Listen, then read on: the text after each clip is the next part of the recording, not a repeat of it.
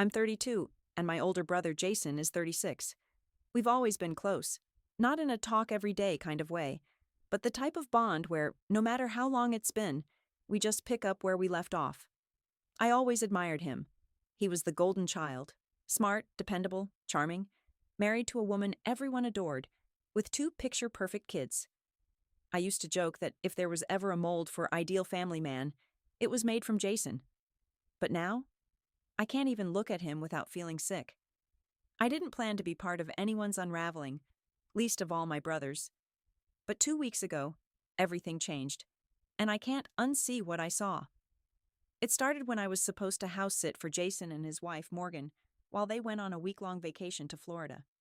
Just the two of them, their first real trip since the kids were born. I was excited to help out. Their house was way nicer than mine, with a massive tub, streaming subscriptions I didn't have, and a fridge full of fancy snacks. It sounded like a relaxing week. On the third day, I noticed something weird. Jason's iPad, the one he uses for work, was left in the kitchen charging. Out of curiosity, I tapped the screen. It wasn't locked. I know. I shouldn't have looked. But it lit up on a thread of text from someone saved as S. At first, I assumed it was a coworker, but the messages were off. I didn't see everything, just a snippet. She was asking if you're coming to the recital. I told her not to expect you this time either. That made me pause. The next message hit harder. Don't worry, baby. She doesn't understand your situation. I'll talk to her. She knows she's still your number one. That was definitely not a work message. I told myself to stop, that this wasn't my business. But I couldn't. I opened the full thread. And what I found wrecked me. The text went back years. Photos of a little girl, probably 5 or 6 now, who looked exactly like Jason. Pictures of birthday parties, dance recitals, zoo trips, all sent by this woman, Sienna. She wasn't a fling. She wasn't even a secret. She was part of a parallel life. Jason had another daughter. A whole other child no one in our family knew about. Not even me. And somehow, he had been keeping it all hidden. I was sitting in that kitchen, shaking, staring at a tablet that suddenly felt radioactive. I didn't know what to do. Do I call him? Do I confront him when he gets back? Do I say nothing and pretend I never saw it? But that was before Morgan came home early. Alone. She walked into the house 2 days ahead of schedule, bags in hand, face pale. I thought someone had died. She looked at me and asked, "Did you know?" And just like that, my part in this story began. I didn't even have time to lie. My face said everything. She stared at me for a second too long and just nodded, like she'd already known the answer. She looked hollow. Not crying, not angry, just empty. I asked her what happened. She said she'd left the vacation early because something felt off. Jason had been acting distant, always sneaking off to take phone calls, always turning his screen away. She didn't say much more than that. Just that she knew something was wrong, and she needed to get back home. Then she asked again, "Did you know?" I told her the truth, that I'd only found out the day before, completely by accident. I explained how I saw the texts, that I hadn't planned on snooping. She didn't interrupt. She just stood there, hands on her suitcase handle, and listened. I thought maybe she'd be furious. Maybe she'd scream at me or blame me for not calling her the second I saw it. But she didn't. She just whispered, "I need to see it." So I showed her the messages, the photos, the dates, the way Jason talked to Sienna like she was the real wife, like Morgan and the kids were some side life he occasionally showed up for when it was convenient. At one point, she asked if she could scroll through the rest on her own, so I handed her the iPad and stepped out of the room. I didn't want to see her break, but I heard it, her gasp, the sharp intake of breath that comes right before your whole world falls apart, and then nothing but silence for 10 minutes. When I came back in, she was sitting on the kitchen floor, back against the fridge, iPad in her lap. "He named her Lily," she said. "That was the name we were going to use if Ava had been a girl. Ava is their youngest. She's 4. That hit me harder than anything else. This wasn't just cheating. It wasn't just lying. Jason had taken pieces of their life, their shared dreams, their names, and given them to someone else. Someone who had no idea she was part of a secret life. Or maybe she did know. We still don't even know that yet. Morgan asked me one last thing before she got up. Did you know where he was today? I told her no. I hadn't heard from him since he left for Florida. She nodded again. Calm. Too calm.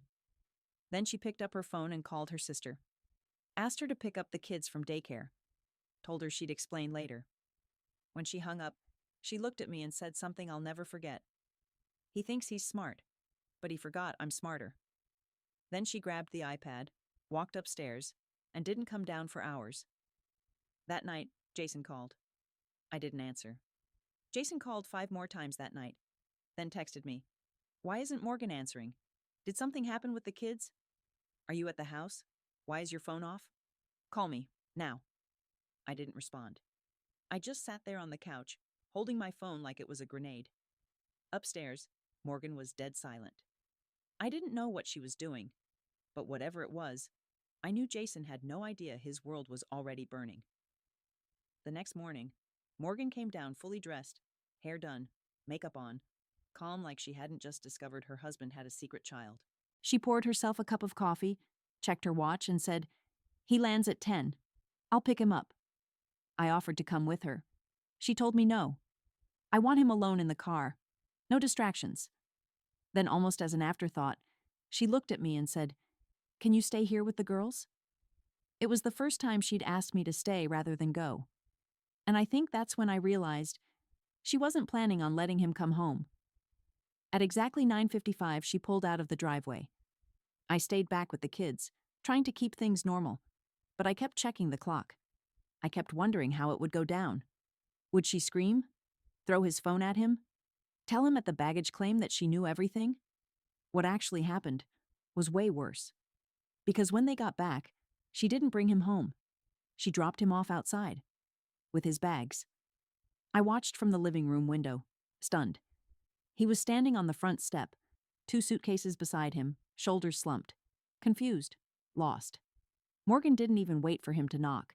She came around the car, handed him a plain white envelope, and said something I couldn't hear. Then she got back in the car and drove away. He stood there for a second, frozen. Then finally rang the doorbell.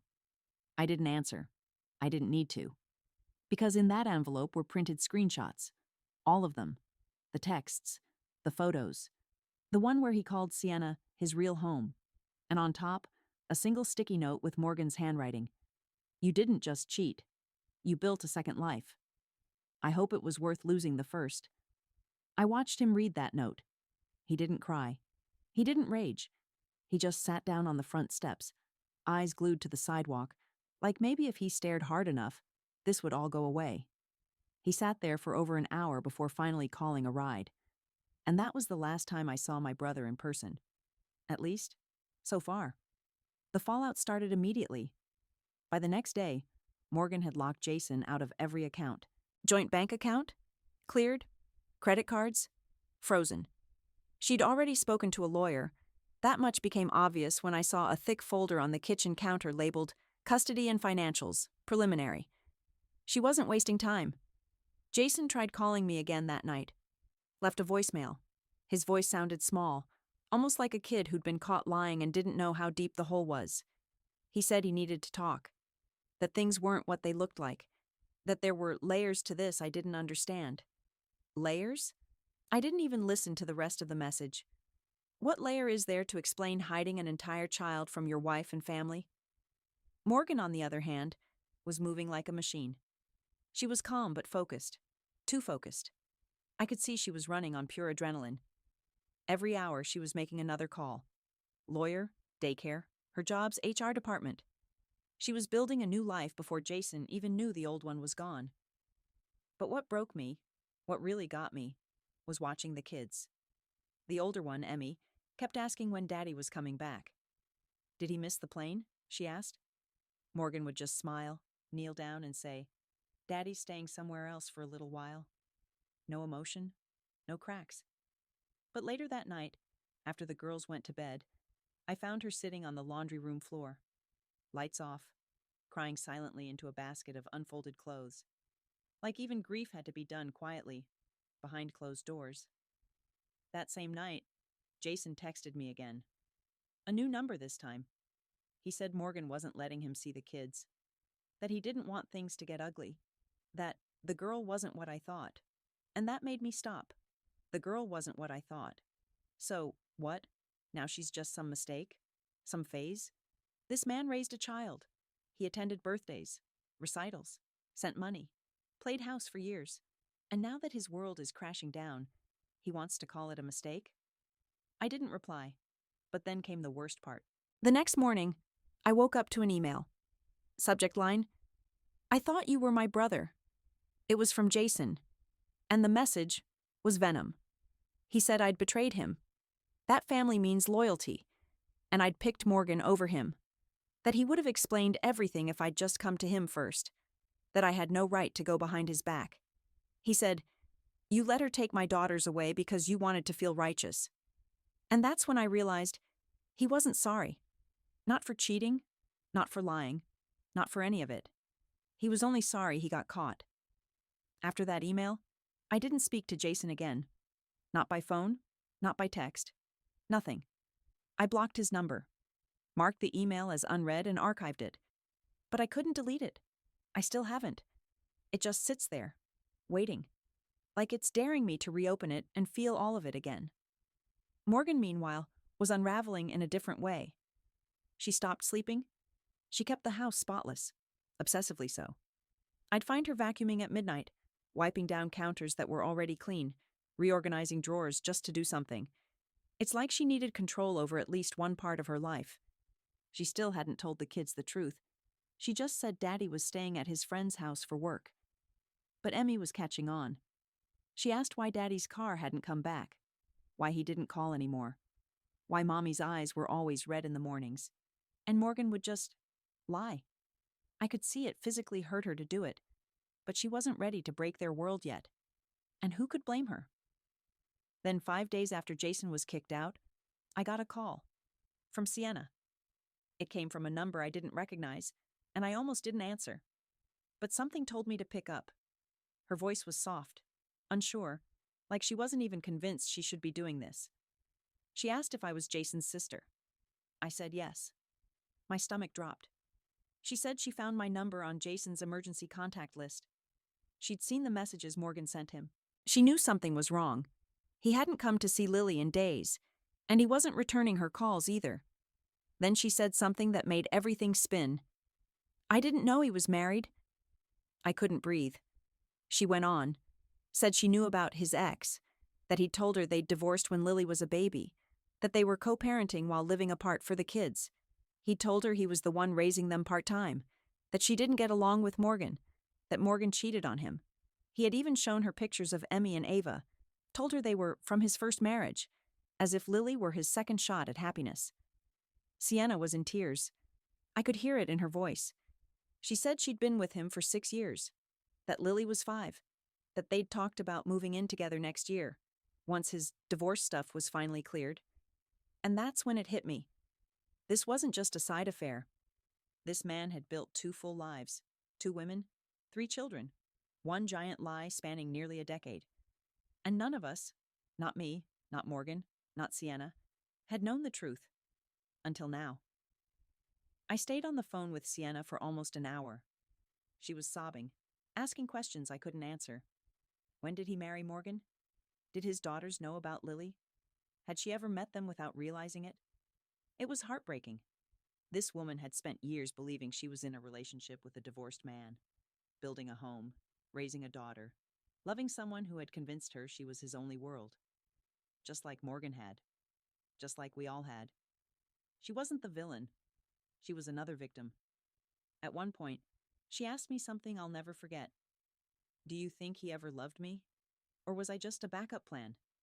And I didn't know what to say. Because Jason had been so good at lying, at looking everyone in the eye and telling them exactly what they needed to hear, that I didn't even know what was real anymore. I still don't. When we hung up, she thanked me for being honest. Said she'd be in touch if she needed anything for Lily. And that was it. The next day, Morgan told the kids the truth. Or at least, part of it. She sat them down and said that Daddy had made some choices that weren't okay, and that he was going to live somewhere else from now on. She didn't mention Sienna, or Lily, or anything about the second life he'd built. They were too young to carry that weight. But Emmy didn't cry. She just asked if he'd still come to her piano recital.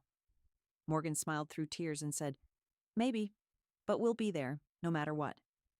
It's like the roles reversed overnight. Morgan became steel, calm, focused, untouchable. Jason? He unraveled completely. He started texting me from different numbers, sometimes apologizing, sometimes blaming me, sometimes trying to guilt me. He even emailed our mom, trying to get her on his side. Told her, Morgan poisoned everyone against me. But Mom called me that same night and said, "If your brother ever sets foot in my house again, I'll change the locks." He lost everyone. And still, no true apology. Just deflection, self-pity, accusations. The man I thought I knew, the man I defended for so many years, was gone. Or maybe he was never real to begin with. And the worst part? He still hasn't asked how his daughters are doing. Not once. It's been almost a month since it all blew up, and somehow it still feels like it happened yesterday. Every time my phone buzzes, I flinch, expecting it to be Jason with some new desperate attempt to rewrite the story. But the silence from him lately? It's louder than anything. The last message he sent me, a week ago, was just one sentence. "I hope you're happy now." No context, no name, no ownership. Just a bitter, blame-shifting sentence that perfectly summed up how far gone he really is. Morgan, on the other hand, has been rebuilding, slowly, carefully, and without theatrics. She found a therapist for the girls. She started working again part-time, just enough to keep busy without being overwhelmed. She even asked me if I wanted to stay in the guest room longer, "Until I find my own normal again," she said. But I don't think she realizes that helping her is the only thing keeping me grounded right now. Because while she's patching together a new life, I'm still stuck grieving the brother I thought I knew. The one who gave me advice before my first job interview. The one who helped me move apartments 3 times. The one who cried with me when Dad passed. Was that version of him real? Or just a more polished mask? I keep thinking about that little girl, Lily. A child born into a lie she didn't ask for. She didn't choose to be someone's secret. Jason stole her the chance of knowing her siblings, of being part of a whole family, all so he could keep playing house in 2 different worlds. Morgan still hasn't decided what to do long-term, whether to pursue full custody, whether to tell the girls about their half-sister one day, whether to legally separate or move straight to divorce. I told her I'd support whatever choice she makes, even if it means eventually cutting Jason out completely. And that's what scares me the most. How easy it's becoming to imagine life without him. I haven't told anyone this. Not Morgan, not my mom, not even my closest friend. But I've started having dreams about it. Not nightmares, not breakdowns. Just dreams where he's not there anymore. Where he's just gone. And it feels peaceful. Yesterday was the first time I saw Jason in person since everything happened. He showed up at my apartment unannounced. No text, no warning, just a knock on the door in the middle of a quiet Sunday morning. For a second, I thought about pretending I wasn't home.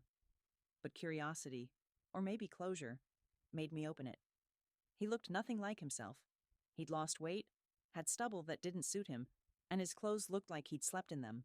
His eyes were bloodshot, not just from crying, but from guilt, exhaustion, maybe both. He tried to smile, but it didn't reach his eyes.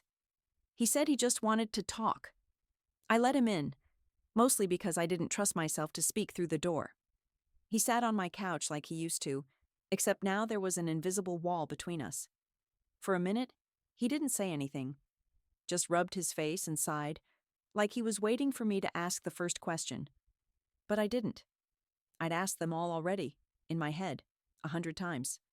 Finally, he started talking, fast, almost panicked, said he'd never meant for things to go this far, that it started small, that he was trying to protect everyone. He kept using those phrases, protect, mistake, confused, and I realized right then, he still didn't get it. He wasn't sorry for the choices, He was sorry for the consequences.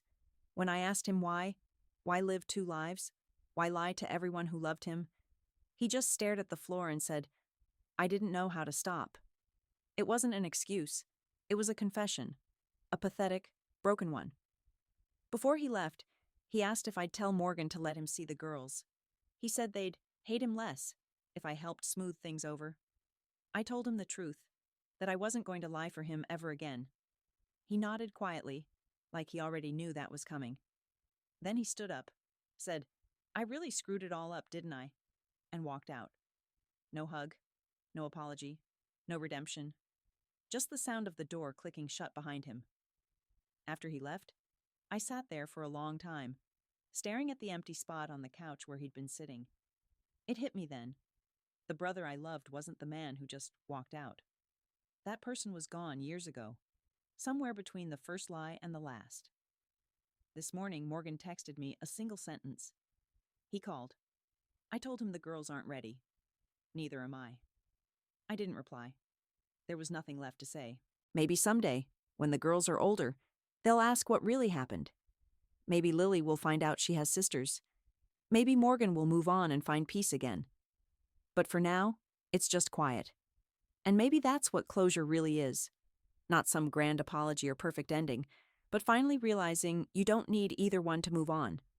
Because some people don't deserve redemption, and some endings don't need forgiveness, just distance.